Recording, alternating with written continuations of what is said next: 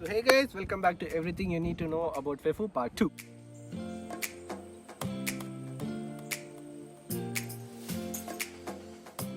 This is AJAY. And I'm Kimya. As you have seen the previous video about our campus tour of Fefu and you're willing to come here, and if you haven't taken any admission, you can contact me through my consultancy. The website is CHATHUR I have linked it down below. We take admissions not only for Fefu but for all over Russia, and especially for MBBS specialty. And if you have already taken admission and you're already on your way here but just don't know, and you just started your to-do list now, and we'll be going through your first thing in your to-do list. Number 1. Booking your flight. Booking your flight ticket might seem like an easy job, but in reality you need to consider a lot of aspects before you get into it. So most of the educational packages that agencies provide you, mostly you are gonna get it done through them, or you can get it done yourself as well. If you're gonna book your tickets by yourself, here are a few things that you need to keep in mind while doing so. Given the circumstances of this COVID-19 pandemic, the international travel, air travel rules are constantly being changed, and it is only being limited to capital trips. So if you're going to reach anywhere from India to Vladivostok or to any other part of Russia other than Moscow, you're going to have to catch, I think there's 3 trips, like your home city to Delhi, Delhi to Moscow, Moscow to any other city. So if you're going to go study in Moscow, so that's only 2 trips for you, but you're going to come to Vladivostok, it's going to be 3. Especially when you try to book your air tickets, it totally depends on the time. Like if you book 2 weeks before the flight or 1 week before the flight, the prices can double or triple up if you're based on the travel time or based on the places where you're going to go. So it is always a smarter choice to at least like book it a month or 3 weeks before. Pro tip number 1. Now that we are talking about flights, why don't we talk about flight food? If you are a fussy eater and you don't like flight food, why don't you buy these instant cup Maggi noodles, and you just go on the flight and ask the air hostess to pour some boiling water in it, and you can have that. It's really filling. It works really well for people who are vegetarians and maybe people who have allergies, because most of the Russian airlines, they provide food like chicken pasta and Salmon sandwich. Yeah, stuff that not everyone likes. So currently there are only 2 airlines which operate between India and Russia, that is Air India and Aeroflot. But when you come to Moscow, there are 2 different airports in Moscow. I don't mean terminals, 2 different airports which are 90 kilometers afar. So the connecting flight between, from Moscow to Vladivostok, you are again presented with choices, S7, Aeroflot or Malaysia or something like that.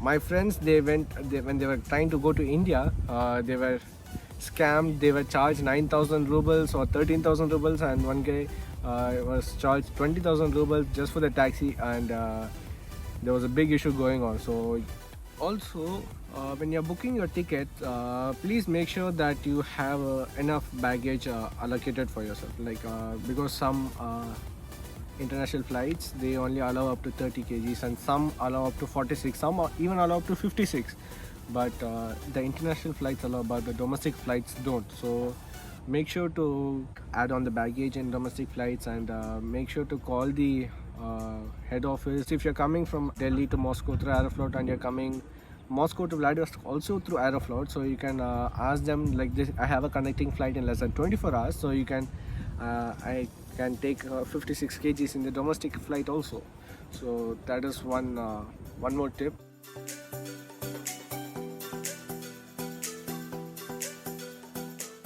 And here we come to number 2 in your to-do list: things to pack.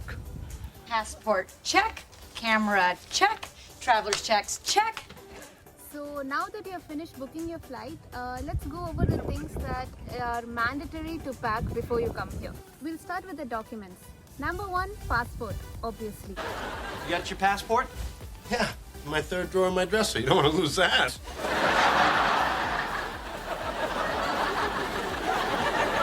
Oh, there it is. 2, your flight ticket, and 3, maybe you might need your 10th and 12th school certificates. So for the safer side, you can get the original copies of those. When it comes to your air ticket, you can either get a printed version of it, but mostly nowadays they allow e-version, so you can show an e-version too. Second thing, medication. If you're currently taking any medication, it's better that you carry a prescription along with you, and you might as well buy those particular medicines in bulk, enough to suffice you for 1 year before you come here. It's not that you won't get them over here, of course you will, but medicines are comparably expensive over here. Other than that, some basic over-the-counter medicines that you need to carry include medicines for cough, cold, headache, digestion problems, painkillers for girls if you have very bad period cramps.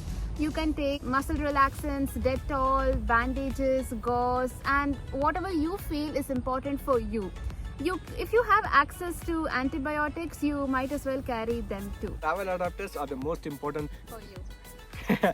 Okay, the thing is, in India, most of the electronics, all the big electronic items, your laptop chargers, everything, they follow the 3-pin rule. The neutral, a positive, and a negative. But here, there's only a European 2-pin socket. It is better that you get the adapter. Point is, if you have a lot of items from India that require 3 pins, you have only 2 sockets in your room. So obviously, the smarter choice here would be to get an extension box which have 3 pins.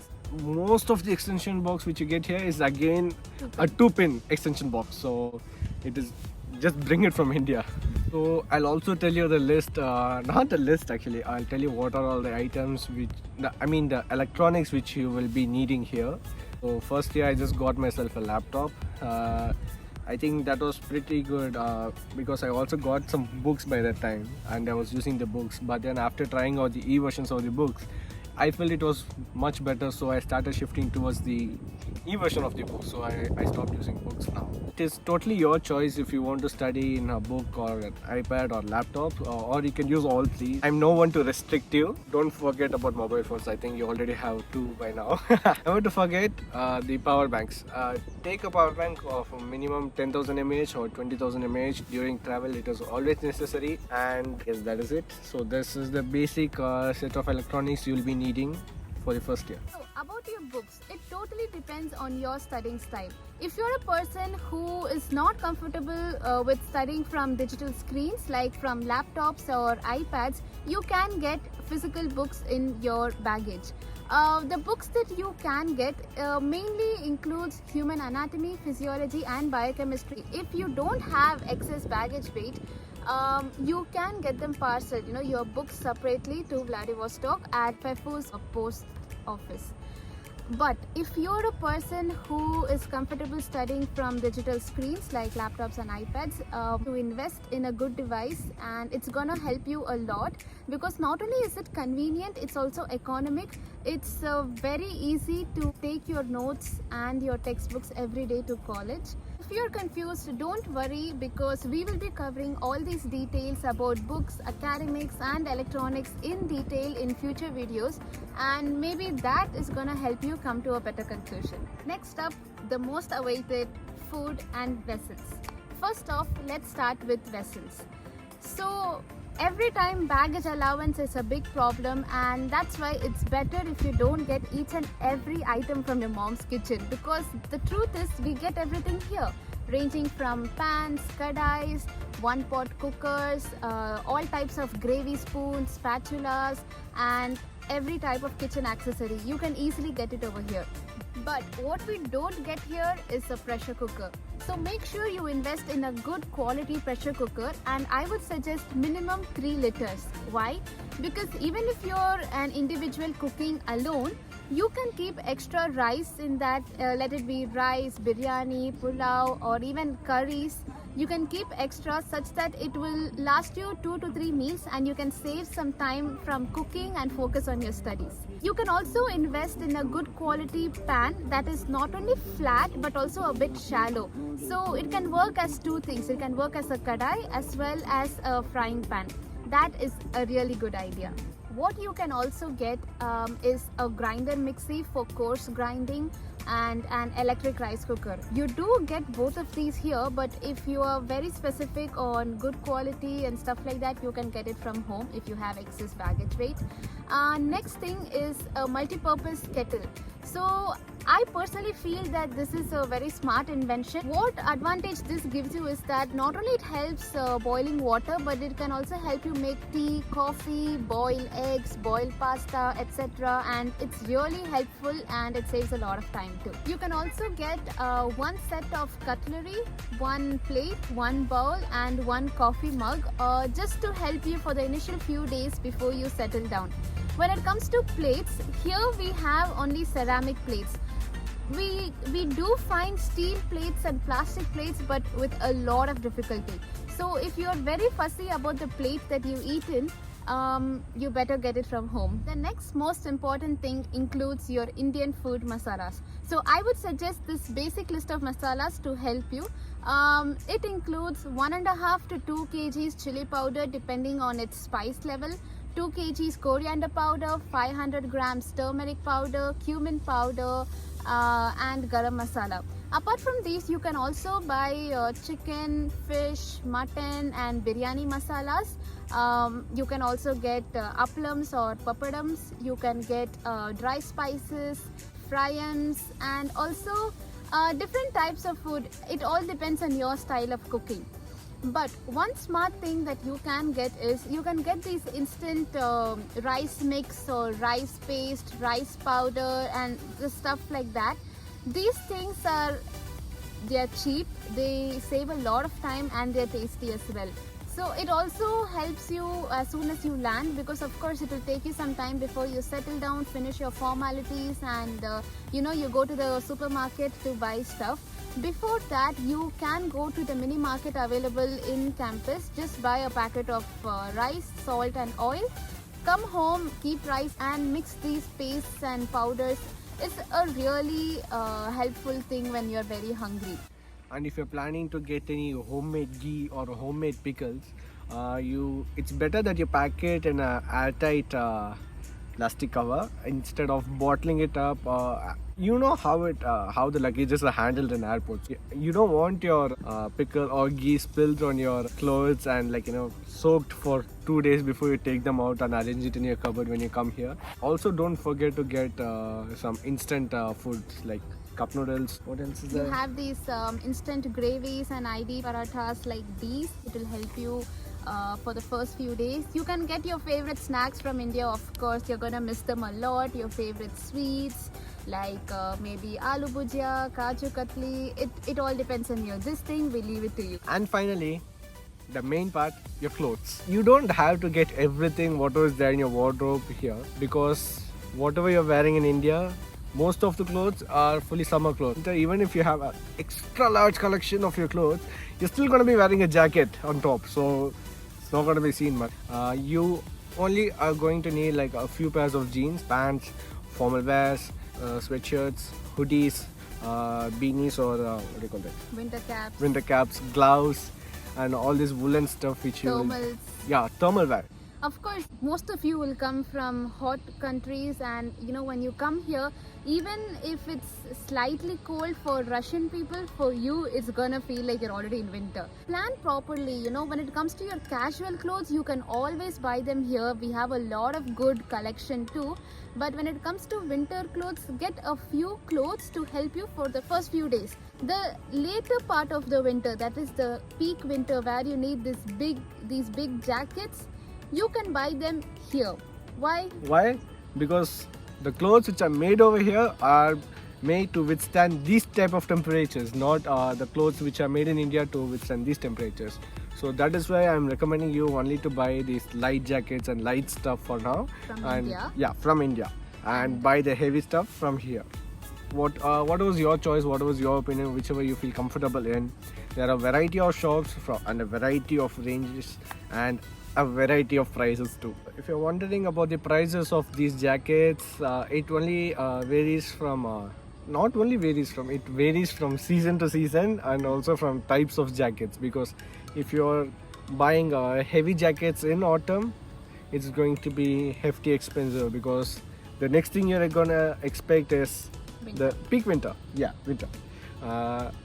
So what do I do when spring starts? Summer.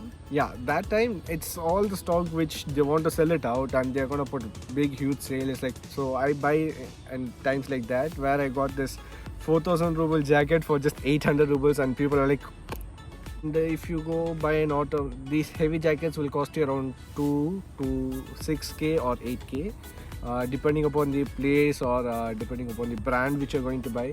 Usually we Indians, I mean most of the Indians, we went to this market, this Chinese market. It's in this bus stop called Sportivnaya. We went there and we usually bargain and get stuff there. So that's a go-to place if you want to get any, not only heavy jackets, like this cheap electronic items, this meat or food, or like, it's like, how to say, It's a mini bazaar. yeah, So, it's a bazaar. I would highly suggest you to buy all your winter jackets as soon as you come here in September or in late September. Whenever you come, as the time passes away, you're gonna find that same jacket expensive. So you can seek help from the seniors, from the volunteers, or even from us. So don't worry. And also, main thing, don't forget to get your traditional dresses, because here we have a lot of cultural occasions, events. yeah. The main cultural event, DMC, and the second cultural event is the Avira, which every Indian student over here looks up to. And also, I think I forgot the lowest part, shoes and socks. This applies for both boys and girls. First, I'll go with the shoes. Shoes, there's a variety which you will be needing over here. That is, first, your casual shoes, sneakers, Converse, anything, and your outdoor shoes, outdoor sports shoes, I would say. Or you can use this outdoor sports shoes also as your casual shoes if you're okay with that. And indoor sports shoes, which you will be needing to enter the S building. You will be needing 2 pairs of sportswear shoes. Because there's a rule over here that you can't enter the indoor sports hall wearing your outdoor shoes because of cleanliness. So you need to change from your outdoor to indoor shoes. And fourth is your boots, your winter boots. You get a variety of boots, like leather or normal, or how to say, ankle high boots or knee high boots, and You can all buy them in the same place as the Chinese market in Sportivnaya here too. that's that. And your last one is the slippers. Please do not roam barefoot around anywhere in your dormitory, okay? Because Russians don't like that. so at least get a minimum 2 pairs of slippers or flip-flops or sandals, whatever you have. And the next one is the socks. Get at least 3 pairs of winter socks and 6 pairs of ankle high socks. When it comes to girls, I would suggest you to bring less of heels, because honestly for the coming next 10 months of winter, you're gonna wear your sports shoes or maybe your boots. You do get boots with heels if you're really a heels lover. Apart from that, slowly once it's spring begins, you can wear wedges or small heels that time, so you can get 1 pair or so, but don't overdo it. That's all I would like to say. Now about toiletries. When it comes to toiletries, it's better if you carry travel size toiletries just to help you for your initial few days of stay. Of course, we get everything over here, from shampoos to conditioners, hair colors, you can find it all. But when it comes to hair oils, especially for the girls with long hair, we do get hair oils over here, but they are mostly organic hair oils. They are like this small for 300 rubles, and honestly it's gonna be very inconvenient for people like us with long hair. So my suggestion is to get whatever oil you use, coconut oil, almond oil, you can get it from home. You do get coconut oil over here. It's not specifically meant for hair, it's a multi-purpose coconut oil, but the quality is not the same as the one we get back home. Another thing to note, the most important thing, is that here in the toilet, unlike in India, we do not have these faucet guns here.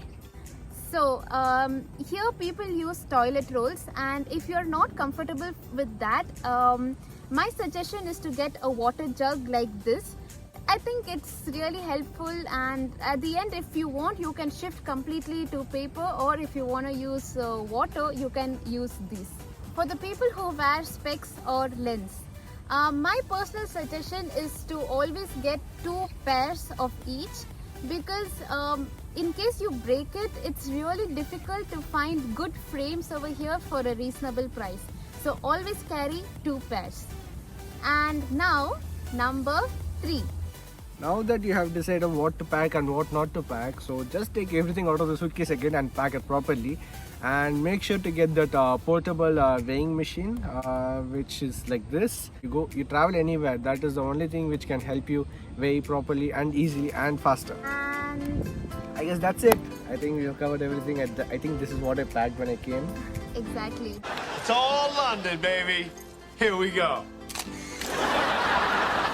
But Every single time. if you do have extra suggestions or extra questions, please feel free to drop them down in the comment box, or you can message us again on our Instagram handles. We are always available to answer all your questions. Anyway, so thank you for watching all this, and stay tuned for more, and subscribe and click the notification bell. So see you then. Bye bye.